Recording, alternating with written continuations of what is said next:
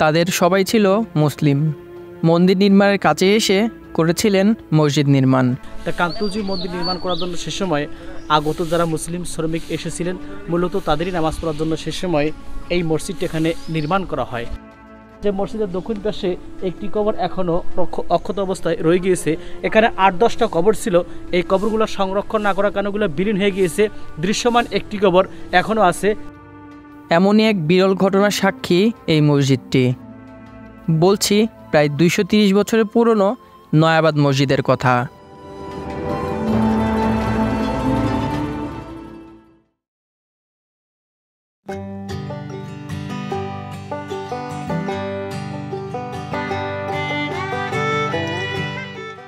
মুসলিম প্রত্নতাত্ত্বিক নিদর্শনে সমৃদ্ধ বৃহৎ রংপুর ও দিনাজপুর অঞ্চল। এই অঞ্চলে রয়েছে সুলতানি ও মোগল আমলে অসংখ্য মুসলিম প্রত্ন নিদর্শন। তেমনি এক প্রাচীন প্রত্ন নিদর্শন হল দিনাজপুরের নয়াবাদ মসজিদ। দিনাজপুর শহর থেকে প্রায় ২০ কিলোমিটার দূরে কাহারোল উপজেলার ধ্যাপা নদীর তীরে অবস্থিত ঐতিহাসিক নয়াবাদ মসজিদ।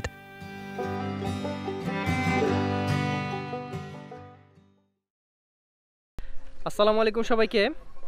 দিনাজপুরের নয়াবাদ মসজিদ প্রাঙ্গণ থেকে শুভেচ্ছা জানাচ্ছি। আমি রকিব জাহান। আমি এখন বর্তমানে অবস্থান করছি এই দিনাজপুরের একটি ঐতিহ্যবাহী এবং ঐতিহাসিক একটি মসজিদ, যেটা হচ্ছে নয়াবাদ মসজিদ।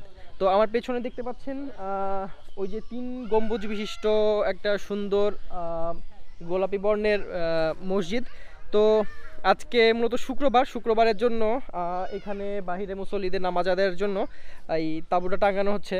মূলত এই মসজিদটি যে কান্তজির মন্দির আছে, কান্তজির মন্দির নির্মাণে আগত যেসব মুসল্লিরা ছিল সেই মুসল্লিদের নামাজ আদায়ের জন্য এই নয়াবাদ মসজিদটি নির্মাণ করা হয়েছে। তো আজকের ভিডিওতে আমি আপনাদেরকে এই নয়াবাদ মসজিদ সম্পর্কে তো যত ইতিহাস আছে সেগুলো শেয়ার করব এবং ঘুরে ঘুরে দেখাবো এই মসজিদটি। চলুন ঘুরে ঘুরে দেখি।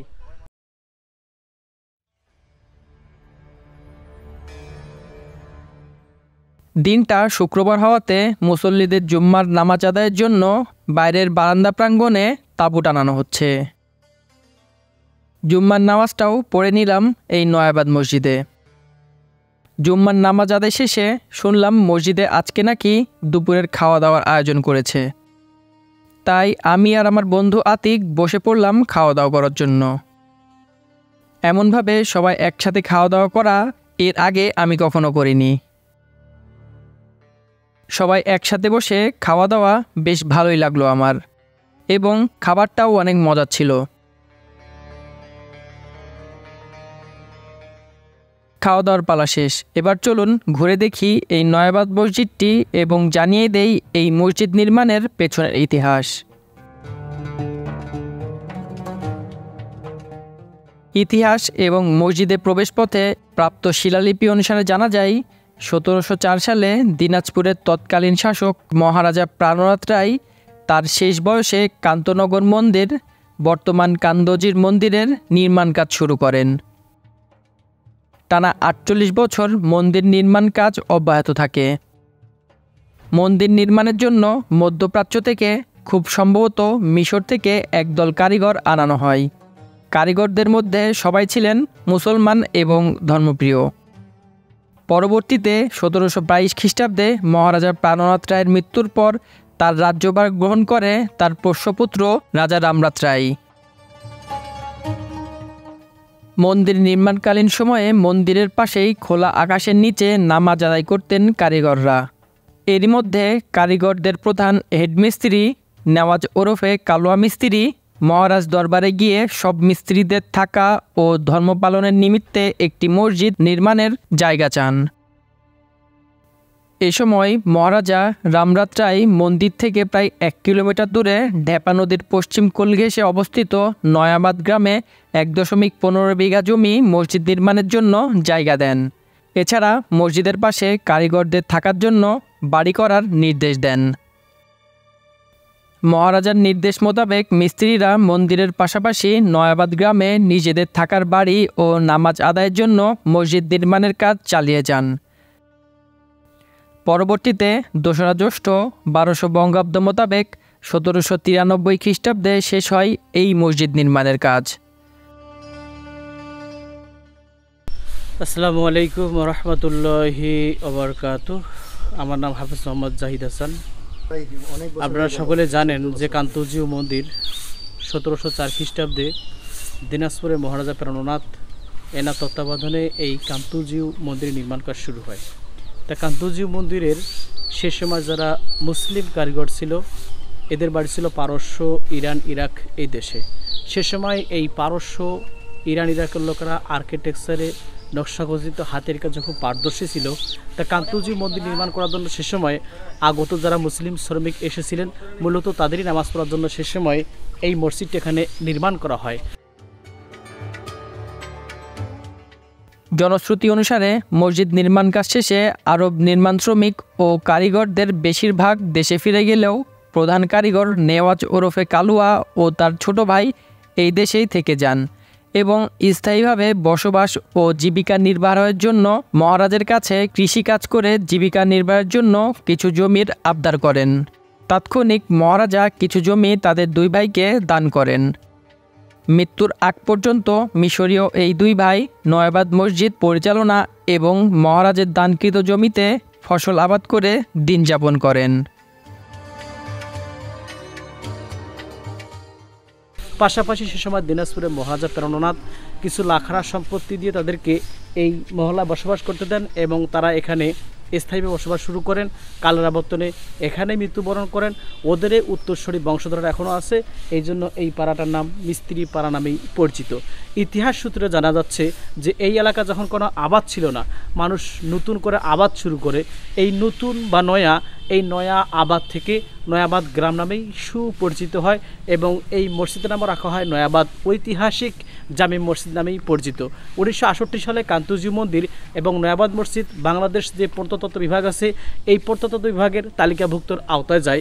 1986 থেকে 90-এর মাঝে, অর্থাৎ এরশাদ সরকার যে সময় ক্ষমতা ছিল, সে সময় এই কান্তজিউ মন্দিরের যে চতুর্পাশে ডেকোরেশনটা, এই ডেকোরেশনটা করা হয় এবং এই মসজিদেরও চতুর্পাশে তার কাটার বেড়া দেওয়া হয়।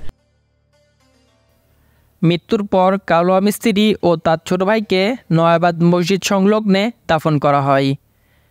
তাদের কবর এখনও সংরক্ষিত আছে। আপনারা জানেন যে মসজিদের দক্ষিণ পাশে একটি কবর এখনও অক্ষত অবস্থায় রয়ে গিয়েছে। এখানে 8-10টা কবর ছিল। এই কবরগুলো সংরক্ষণ না করার কারণে বিলীন হয়ে গিয়েছে। দৃশ্যমান একটি কবর এখনও আছে। এই কবরটা হলো যিনি এই মসজিদের হেড মিস্ত্রি ছিলেন, এই ভদ্রলোকের নাম ছিল নেওয়াজ মিস্ত্রি, ডাক নাম কালুয়া মিস্ত্রি নামেই পরিচিত। মসজিদের উত্তর পাশে একটি ভাঙ্গা স্তম্ভ এখনও দেখা যাচ্ছে। এটা সে সময়কার ঈদগাহের মাঠে মেহরাব ছিল। সে সময় এখানে যারা 8-10 জন মুসলিম নামাজ কালাম পড়তো, তারাই এখানে ঈদের নামাজ পড়তো। আয়তকার নয়াবাদ মসজিদটি 3 গম্বুজ বিশিষ্ট। মসজিদের 3টি অর্ধগোলাকৃতি গম্বুজের মধ্যে মধ্যটির অন্য দুটি তুলনায় কিছুটা বড়। এর 4 কোণায় রয়েছে 4টি অষ্টভুজাকৃতির টাওয়ার।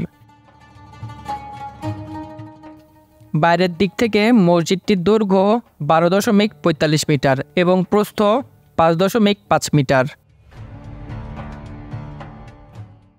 আপনারা সকলে জানেন যে মসজিদের চারপাশে 4টি মিনার আছে, 3টি গম্বুজ আছে এবং দুই পাশে 2টি জানলা আছে এবং 3টি দরজা আছে। মসজিদের গায়ে অনেকগুলো টেরাকোটা ফলক দেখা যাচ্ছে।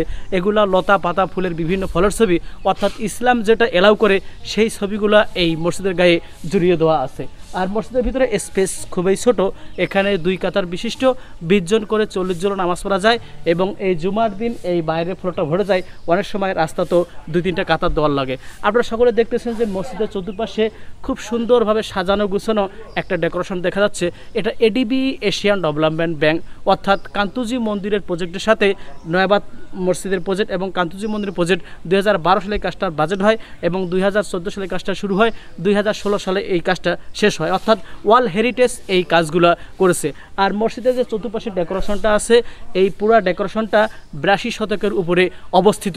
তাই আমি বাংলাদেশ সরকারকে আহ্বান জানাবো যে এই কান্তজিউ মন্দির থেকে আসার জন্য নয়াবাদ মসজিদের যে রাস্তাটা আছে, এই রাস্তাটা যদি আরও বড় করা হয়, সংস্কার করা হয়, তাহলে ঢাকা এবং চিটাগাং থেকে যেই সমস্ত দর্শনার্থীরা এই কান্তজিউ মন্দির দেখার দেখার জন্য আসেন তারা খুব সহজেই এই নয়াবাদ মসজিদ এসে ঘুরে যেতে পারবেন। এবং আমি বাংলাদেশের সকল দর্শনার্থীদেরকে আহ্বান জানাবো যে জীবনে একটিবার হলো আপনারা এই নয়াবাদ মসজিদ এসে ঘুরে যাবেন, কারণ এই নয়াবাদ মসজিদটি এবং নীরব নিস্তব্ধ নিটিন ক্লিন এবং গ্রামীণ পরিবেশে এই নয়াবাদ মসজিদটি অবস্থিত।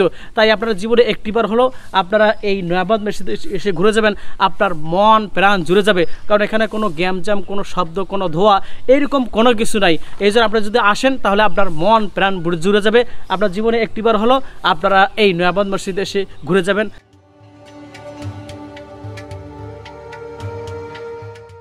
এই মসজিদের পূর্ব পাশেই রয়েছে একটি পারিবারিক কবরস্থান, যেখানে এই মসজিদ নির্মাণের কাজে যারা নিয়োজিত ছিল তাদের বংশধরদের কবরস্থান হিসেবে এই জায়গাটি ব্যবহার করা হয়। বর্তমানে এই নয়াবাদ মসজিদটি অনেক যত্ন এবং সংরক্ষণের মধ্যে রয়েছে। এমনভাবে যদি বাংলাদেশের প্রতিটা প্রত্নতাত্ত্বিক স্থাপনা যদি সংরক্ষণ করা হয়, তাহলে এসব প্রত্নতাত্ত্বিক স্থাপনা দেখার সুযোগ পাবে আমাদের ভবিষ্যৎ প্রজন্ম। আজকে এই নয়াবাদ মসজিদ থেকে এই বিদায় নিচ্ছি। দেখা হবে নতুন কোনো ইতিহাস ঐতিহ্য নিয়ে। ততক্ষণ ভালো থাকবেন। আল্লাহ হাফেজ।